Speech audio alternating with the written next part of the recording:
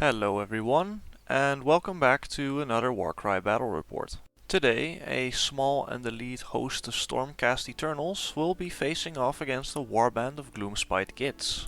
So without further ado, let's quickly introduce the warbands, draw some cards, and see what this battle has in store. Starting with the Stormcast Eternals Hammer Squad, it will contain one Evocator with Tempest Blade and Stormstave, and one Castigator for ranged support.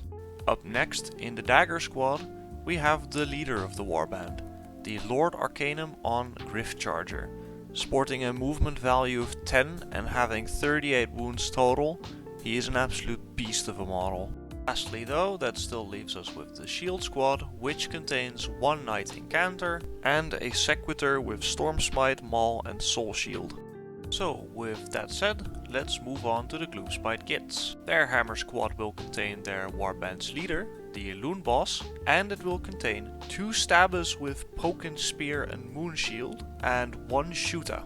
Their Dagger will contain one Fungoid Cave Shaman, two more Stabbers with Pokin Spear and Moon Shield, and another Shooter.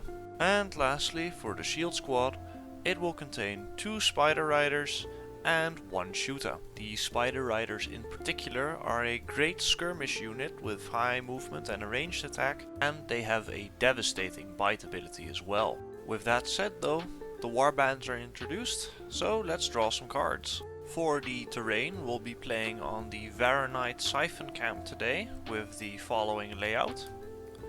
Then for the victory card, I draw Cut Off the Head. This means that this battle's victory will be decided on which warband can kill the enemy leader, which I reckon will be quite the challenge for the goblins if I'm honest. For deployment, I roll Show of Strength, and the Stormcast will win the deployment roll-off, and so they will choose to be the blue deployment zone. And lastly, for the twist, I draw Eager for the Fight, which adds 1 to the move characteristics of all fighters this battle. So with that said, let's set up the fighters and get right into turn 1 initiative.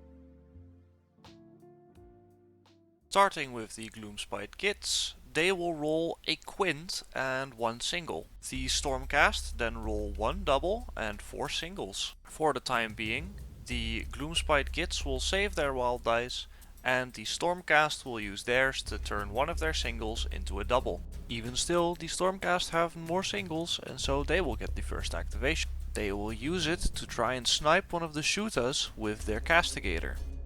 Hitting on 3s, he rolls 1 crit and 1 hit, dealing a total of 6 damage, which is exactly enough to take the fighter out. This means he will still have 1 activation to move forward. The Fungoid Cave Shaman is then going to move up and try to attack him with his magical ranged attack. Hitting on 5s, he gets 1 crit, dealing 6 damage. Definitely not bad. The Evocator is then going to use a double to use the rush ability, so he may move 12 inches forward. A Shooter perched up high on one of the mine's excavators is going to use this opportunity to try and shoot at this very same Evocator. He will get cover in this case though, but it doesn't really matter because the strength toughness difference is already so big. So hitting on 5s, he rolls no hits, ending his turn. The Knight Incanter will then also use the rush ability to then double move over the bridge and down the excavator, ending his turn now closest to the enemy leader. A Stabber with Pokin Spear is then going to double move up in order to just get in range of the Castigator. After which, the Sequitur is going to follow a very similar path to the Knight Arcanum, only climbing down the tower on the other side. This will be followed by another Goblin double moving up, trying to keep the Evocator in place by moving into melee range with him. The Lord Arcanum, being the last activating Stormcast fighter this turn, is then going to decide to play it safe. So he decides to move slightly under the bridge and snipe one of the Gitz that previously moved up with his magical ranged attack. Hitting on 4s, he scores 1 hit, dealing 3 damage, which will mark the end of the turn for the Stormcast Eternals. The Gloomspite Gitz, however, still have quite some fighters to go. As such, I'll move all of the fighters on screen right now in one go, and then do all of their attacks at once, just to speed things up. So, starting with the Spider Riders, they are going to use one action to move closer to the Knight Incanter. Next, the Stabbers are going to double move up, but still stay out of melee range of the Knight Incanter so that he can still be shot later. And the Loon Boss will do the same. The only difference being that his second move action will be fueled by Rampage, the attacks of which we will resolve in a minute. But first, the Spider Riders. As they both only have one attack action left, they will have a total of 4 dice to roll, and hitting on 5s they roll 1 crit, dealing 3 damage. Next, the shooter on the side of the board is going to take a shot at the Knight Incanter, but still hitting on 5s, he will only do 1 damage. Then onto the melee fighters. The Stabbers have used both of their actions already to move, so they won't get to attack this turn. The Loon Boss, however, has only used one of their actions to move, then used the ability Rampage, so he will still have 2 opportunities to attack right now. So, hitting on 5s, the first attack will yield him 1 hit, and the second attack will yield him 1 crit and 1 additional hit. So, in total, he will do 8 damage to the Knight Incanter. And that will be the end of turn 1. In the next turn, the Gloomspite Gitz will need to move rather fast, taking down the Knight Incanter that is currently blocking their path to their target, while also keeping their Loon Boss safe is probably going to prove to be quite difficult. In the case of the Stormcast, they hope to quickly get their Evocator and Sequitur close to the enemy warband's leader, so that they don't have to commit their own leader to do most of the damage. So, with the stage set, let's move on to turn 2 initiative. The Gloomspite Gitz will roll 2 doubles and 2 singles. The Stormcast then roll 1 triple and 3 singles. After which, the Gloomspite Gitz will use one of their wild dice to make a triple for themselves, and the Stormcast will save their wild dice for future turns. Therefore, the first activation will go to the Stormcast. They will use it to activate their Knight Incanter and use the Shatter Spirit Flask ability. They have a triple with ability value 3, meaning he will do 3 damage to the 2 Stabbers and the Loon Boss surrounding him. He will then use his remaining actions to attack the Loon Boss. Hitting on 4s, he deals 10 damage. This leaves the Loon Boss with 3 HP left, which he will have to hang on to for dear life for the rest of this game. So because of this, he is just going to double move away to avoid getting shot by the Lord Arcanum on Gryph-Charger. The Sequitur will then begin the chase though by double moving right behind him. One of the Stabbers with Poke and Stick is then going to use the double ability Onslaught in the hopes of dealing some good damage to the Knight Incanter. But unfortunately, hitting on 5s, he deals no damage. The Stormcast Eternals will then disengage their Evocator and move them closer to the Loon Boss in the hopes of being able to pincer him later. The Fungoid Shaman is then going to move up and use this ranged magical projectile to shoot at the Lord Arcanum. Hitting on 5s, he scores 1 hit, dealing 3 damage. The Castigator is then going to try to obliterate the goblin that is not too far away from him. Hitting on 3s, he scores only 1 hit, dealing 2 damage. So he will attack again, and this time he manages to land 2 additional blows, killing the greenskin. Another Stabber with Poke and Stick will then attack the Knight Incanter. And hitting on 5s, he rolls 1 crit and 1 hit, dealing 5 damage, slowly whittling the Knight Incanter down. The last activation of this turn will be the Lord Arcanum on Gryph-Charger. He is going to move slightly behind the Knight Incanter and use a melee attack to try and take out the Stabber with Poke and Stick. Hitting on 4s, he gets 2 hits, which is 4 damage, and together with the 3 damage of the Shattering Flask before, this is enough to take out the fighter. This ends the turn of the Stormcast, and so we will now move over to the Gloomspite Gitz. Starting with 2 of their shooters, one perched up on the excavator and the other on the edge of the map, they are going to be shooting at the Knight Incanter. Hitting on 5s, the first scores 1 hit, and the second scores 1 hit and 1 crit, dealing a total of 5 damage. After which, one of the Spider Riders is going to move into melee range with the Knight Incanter in the hopes of finishing him off. To do this, he will just need 1 hit, so hitting on 5s, he scores 2 crits, easily finishing him off. This opens a path for the other Spider Rider to engage the Lord Arcanum on Gryph-Charger. He will move in and also attack once. Still hitting on 5s, he scores 2 crits, once again dealing 6 damage. After which he will use the triple ability Spider Bite, for which he has ability value 6.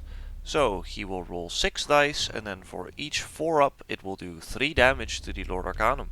So with 4 ups, the poison manages to do an additional 9 damage. Maybe this is the start of a comeback for the Gloomspite Gitz. In any case, this still leaves us with one stabber with Poking Stick, who is going to target the Castigator. So hitting on 5s, he rolls 1 crit, dealing 4 damage to the Castigator.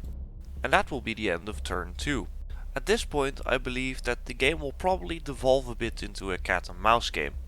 Especially the Loon boss is just basically forced to disengage and run constantly, whereas the Lord Arcanum can fight, but has also taken a hefty hit already.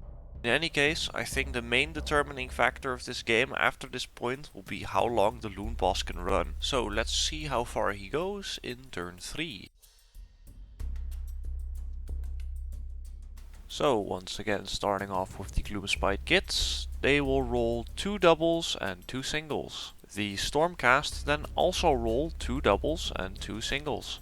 Additionally, as the initiative will probably decide the game at this point, they will both invest all of their wild dice in order to keep initiative tied. So a roll off ensues, and the Gloomspite Gitz get the first activation, saving them from a quick end of the game. So, as expected, the Loon boss is going to immediately disengage and then use a double for the rush ability in order to move away as far away as he can. After careful consideration, the Lord Arcanum then does the same, disengaging from the Spider Rider and moving back as far as he can. After this, the Fungoid Cave Shaman decides to use one attack action to attack the Castigator with his magic missile. Hitting on 5s, he scores 1 hit, dealing 3 damage. After doing this, he will use his remaining action to move. The Castigator will then move once as well in order to protect his leader from the Fungoid Cave Shaman, and then use his remaining action to shoot at the stabber with Poking Stick. Hitting on 3s, he hits thrice, which is more than enough to take him out. After which, another stabber with Poking Stick is going to move up to the Evocator, getting into melee range so he can block him, and then uses a double for the Onslaught ability in order to deal as much damage as he can still. Hitting on 5s in this case, he manages 1 crit and 2 hits, dealing 6 damage. The Evocator then turns around though to face the stabber, and with a single attack action manages to roll 2 hits, which is enough to immediately take him out. He then uses his remaining action to move before ending his turn. At this point, one of the shooters on the excavator is going to try and block the Sequitur from pursuing the Loon boss, and with his remaining action tries to attack him, and hitting on 5s he still manages 1 respectable damage. After which, the Sequitur will immediately disengage from this shooter and use a double for the rush ability in order to close the gap between him and the Loon boss. One of the Spider Riders is then going to move in order to tie down the Evocator and then uses his remaining action to attack as well, and hitting on 5s he does 1 damage as well. Since all of the Stormcast have already activated this turn, this brings us to a shooter who will activate, run towards the Sequitur, and then try to stab him still. Once again hitting on 5s, he deals 2 damage with a crit. And for the final activation this turn, the last Spider Rider is going to double move into melee range with the Lord Arcanum on a Griff Charger. And that will be the end of turn 3. In all honesty, there isn't much to say here aside from if the Gloomspite Gitz don't get initiative next turn, the game is over.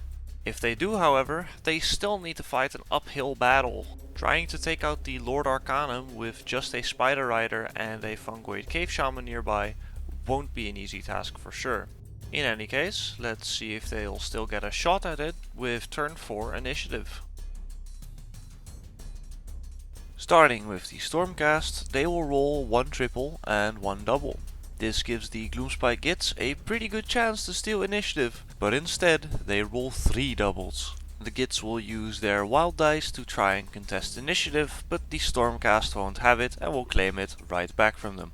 This means the first activation of turn 4 will go to the Sequitur attacking the Loon boss. He will use the double ability Onslaught to get some extra dice rolling, and he will only need 2 hits to finish the game. So hitting on 3s, he scores 2 crits and a hit, completely obliterating the Loon boss. This will end the game and victory will go to the Stormcast Eternals. So, that will be that for the Gloomspite Gitz against Stormcast. I think out of all the videos on my channel, this was probably my favorite one to make so far. Maybe together with my first video, but that one of course has a special spot in my heart as well. In any case, I really liked it because it was rather tense for the last 2 turns. Since the Loon boss was such low HP but was actually successfully able to outmaneuver the Stormcast for a little while. I was actually kind of hoping they would maybe pull through, but alas, they didn't get initiative and so the game was not theirs to win. Some sharp observers among you may have also noticed that my description for Rampage has changed a little bit. This is because one of you viewers actually really nicely pointed out in the comments that it had changed a while ago already in one of the erratas. I didn't notice, so that's why in the previous videos I was still using the old Rampage. But now that I know, I'll be using this one, and I'll also just have a look in general through the erratas to make sure that I'm using the most up-to-date rules. In any case though, I'm not perfect, so I'm expecting to miss 1 or 2 things still in the next while, so please feel free to point it out still in the comments if you do something like that, because it really helps out. With that said though, thanks for watching, and I hope to see you in the next Warcry battle report.